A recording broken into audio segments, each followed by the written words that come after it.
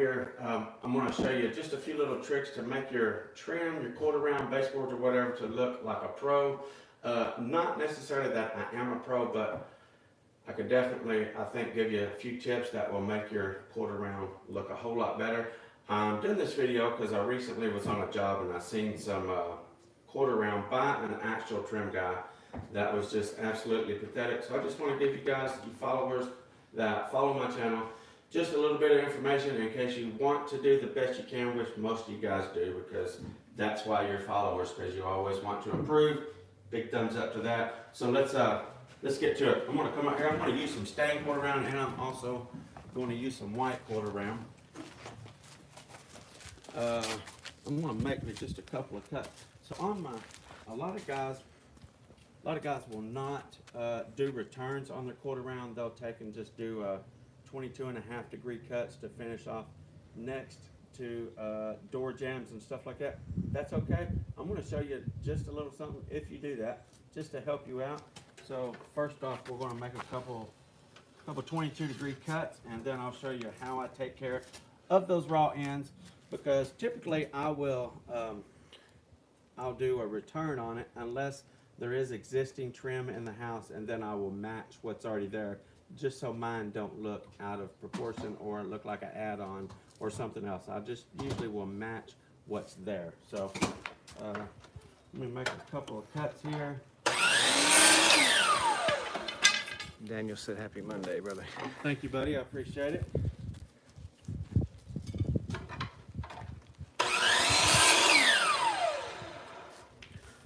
Okay, so these are my ends right here. We're going to go inside and I'll show you exactly what I do with them, okay?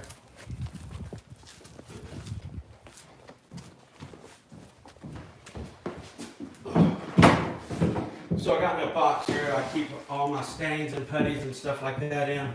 And what I do, because you obviously don't want to put your white quarter round down and have this raw wood exposed showing. So I keep a thing of whiteout on my van. $1 at the dollar store is all that costs, and it's super easy to do this, and it only takes a second. And the cool thing about it is it dries really fast, so you don't have to worry about it getting on the floor, and nobody cares around paint, okay? That is initially why I started doing returns, because I didn't know of any way to take care of this raw edge on the quarter round. So I would do returns, and that would hide that raw edge, and then I come up with this after I started matching people's trim. You don't want to leave that in the customer's house. You always want it to look finished whenever you leave, okay? So this right here is super easy and super fast to do. I'll show you. And, you know, whiteout comes with a little brush here too. And just paint the end of that with whiteout right there. I'll show you. It usually takes 2 dips, and that's plenty enough to do it right there. And then you have a finished edge again, and this will dry super fast. I'll let that set for just a second, and it'll already be dry. Lid back on it so you don't cause a problem. Okay, so that right there is already dry. See that? No waiting. If you drop it on the floor or anything like that, you're not going to get anything on you. Now look at that. Just say this one's a door jamb right there. That's a nice finished look right there, okay?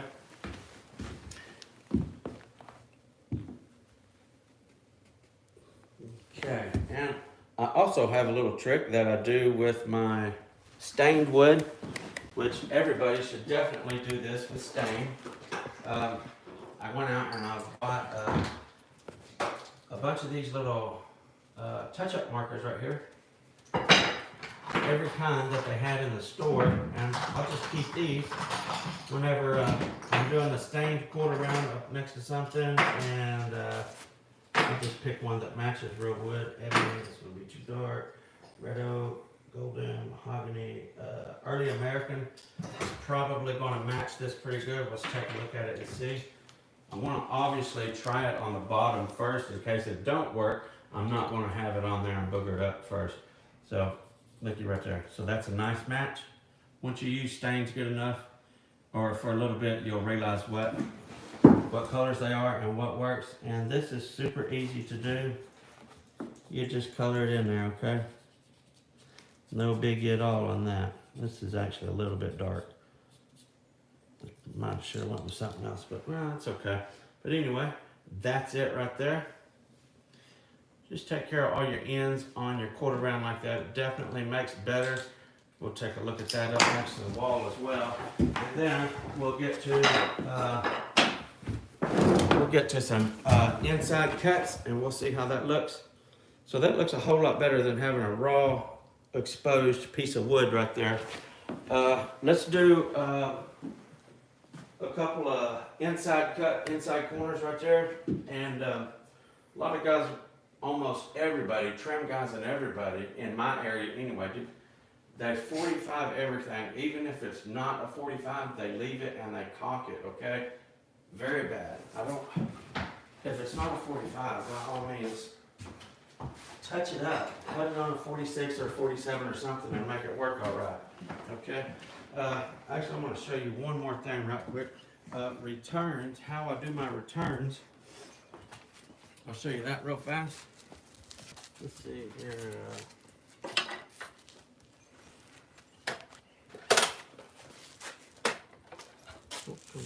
Maybe right over here. There you go.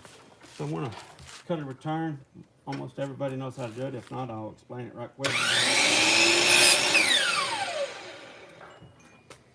So I've cut me an inside 45 right there.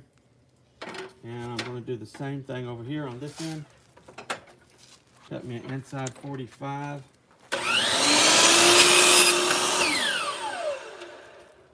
Okay, so I got two inside 45 cuts. Now, I'm gonna take, this is where you gotta be a little bit precise, okay? Whenever I cut this, I want my blade to fall right there on the edge of that, okay? If it's over here, it's not gonna work. If it's over here, it's gonna be too short. You gotta get your blade to fall right there where right where the cut starts, okay? Is that showing up good? Uh-huh. Okay, so right there's right where you want your blade, okay? Let me make that cut and then I'll show you how to take care of it.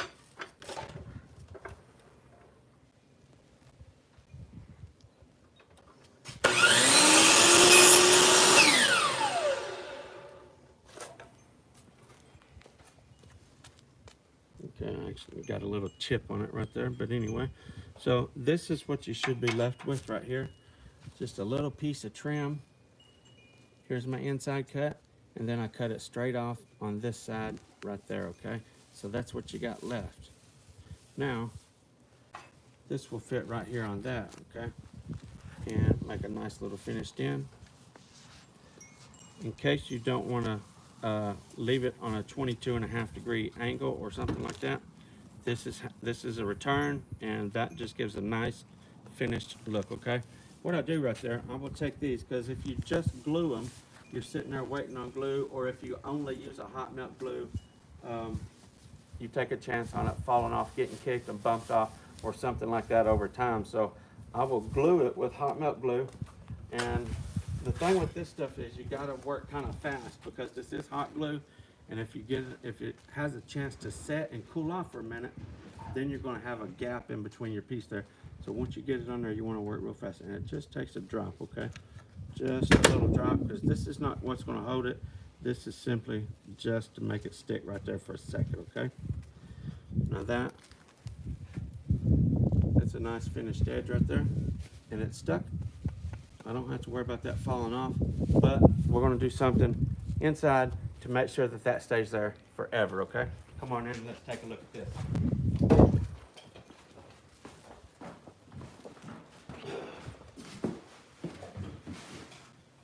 So I put my hot melt glue on there specifically long enough, it holds it long enough for me to get inside to where I'm working at, and then I take this, and this is a 23 gauge pin shooter, okay? I actually got 1.25" pins in it right now, because I actually use this gun to also secure my shoe mold and quarter round to the baseboard, because it leaves such a fine, tiny little hole. You don't have no big holes to putty, fill, or anything like that, okay? So I'll just take this and I will shoot me one right in the end of that. So now I've got a nail in my return here into this piece right here. so that's never going to come off. It is glued and nailed on there. And let's see, can you see that tiny little hole right there? I don't know if you can or not, but it is so tiny.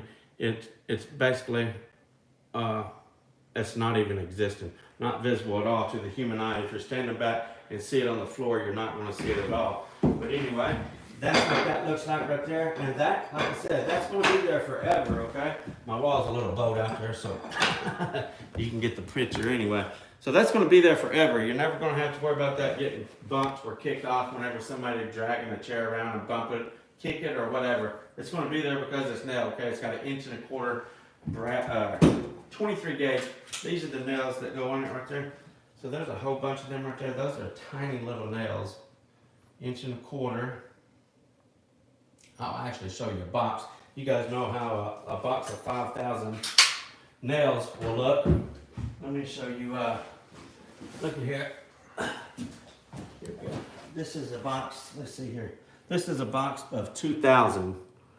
So that's a tiny little box for there be 2,000 nails in it, okay? Those pins are super small and they're really good for quarter round and stuff like that.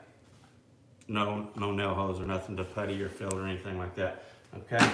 Let's go ahead and do an opposite corner. I do my white quarter round and my stained quarter round with returns like that as well, unless I'm matching what's already there, okay?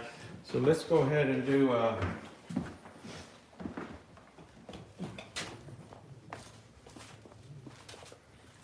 this time I'm going to make an inside corner, like you got a 90-degree right there on the inside. I'm going to do that. So to coat a cut, you want to make a 45 cut long ways. Let's see here. Come over on that other side there. So whenever you're coping a cut, what's this? I'll just show you. Okay, so I got my 45 on there now. And what you want to do to make this fit over another one, coping it, you want to just trace that white line right there. If you cut all this extra material out and just cut right up next to that edge, it's going to fit perfectly over an existing piece of base, okay? So I'll make another cut and we'll do this corner real quick and I'll show you what it looks like with it coped, okay? It makes a really nice, clean looking edge. Even if your walls are not true at a 45, it don't matter because this is going to cover and it just looks a whole lot better. So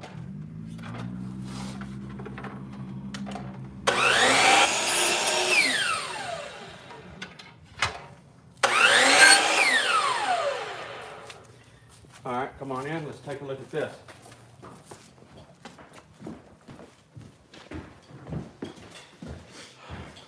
It is a little bit slower doing it like that because you cut one, or I do. I cut one end straight off and I butt it up, and then I will measure from a quarter round over to the next wall, which this will be a coat cut. My next wall will be a straight off cut. It will also be a straight off because my following piece, every following piece is going to have a coat cut on one side, okay? So one side is straight, one side is coat. A lot of people have a lot of different ways to coat. A lot of people will use a coping saw. Some people use a 4.5 inch grinder with a floppy disk on it. I use this little guy right here. I just bought this here recently, and I've really been loving it. It's a little bitty angle grinder, and it's got a little carving tool on it right there, so it chews away pretty good. It's the little Merlin 2. It's supposedly the world's smallest angle grinder. So rather than having a big 4.5 inch angle grinder, this thing right here is perfect for this. I've actually used this on Cortex stone as well. I was cutting a hole out in the middle of it because there was a gas line there, and I was able to come in at the back of that hole with this, and this is good for a lot of reasons right there. Look right here if you don't mind. So this, you can get floppy disk with this and everything. Just like a regular grinder. It's just like a regular grinder, it's just small. So you get your little floppy disk, you get your grinding bits on it, or wheels on it and everything. And I've got the most aggressive wheel on it right now because it chews the wood away the fastest. Now, a lot of guys that are used to using a coping saw and stuff like that, they're pretty fast at it because they've been doing it for years with a saw. However, I didn't start coping until I got this, so I would definitely be faster with this than I would a little coping saw. I like this because I can just like zzz, right up to the edge of that white right there where I want to cut off on that, okay? If you will, get a little closer right here, Isaac, so you can see this shave away on this.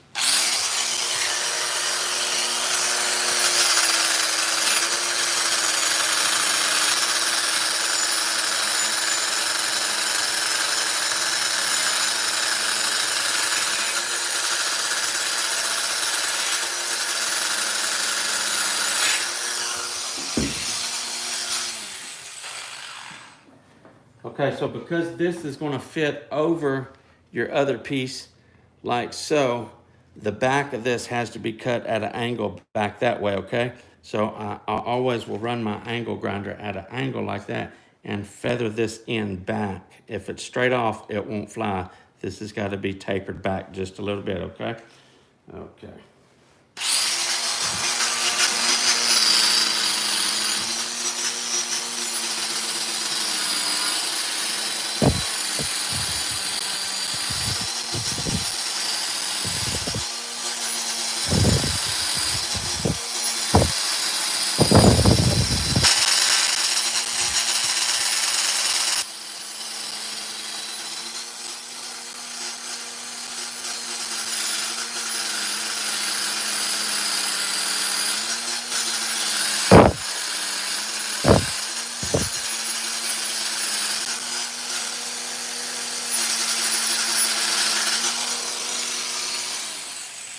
All right, let's see if that's gonna fit. I don't know if you could see when I was doing that how it just zzz, right up to that line right there. That's why I like that, because you can just like watch it groove or cut right up to that line and just follow it like a pencil or something, okay?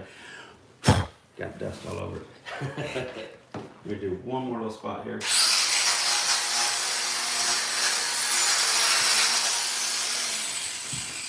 All right, let's see how this fits in the corner. If I need to do a little touch up, I will.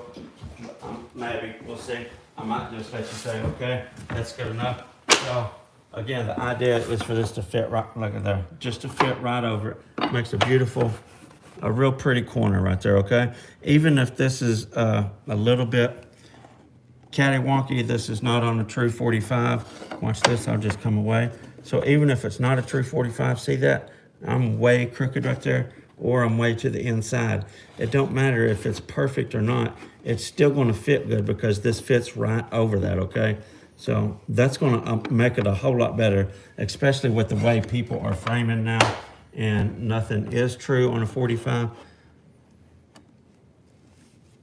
It's just so much better. Such a nice clean cut. You really don't even have to caulk those or putty them or anything.